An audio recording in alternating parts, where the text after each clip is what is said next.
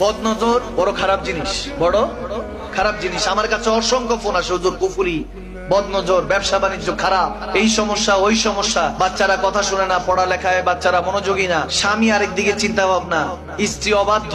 বদনজরটা কিভাবে কাটানো যায়, খুব সুন্দর একটা ওজিফা দিয়ে দিব বুখারী শরীফে। কি কষ্ট হবে? ইস্তিগফার পড়বেন একবার, আস্তাগফিরুল্লাহ। কয়বার পড়বেন? একবার। তারপর পড়বেন ইয়া হাফিজু 11 বার। কয়বার? কি পড়বেন? ইয়া, আরো জোরে ইয়া, আরো জোরে কি? ইয়া হাফিজু 11 বার পড়ে তারপর দুরূদ শরীফ একবার পড়ে, যে কোনো বাচ্চা হোক বৃদ্ধ হোক যে কোনো বদনজর ফু দিবেন। প্রত্যেকদিন ট্রাই করবেন আসরের পরে।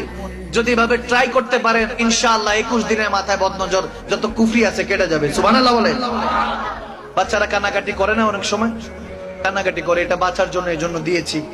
আল্লাহ কবুল করুক, আমল করার তৌফিক দান করুক, আমিন বলেন।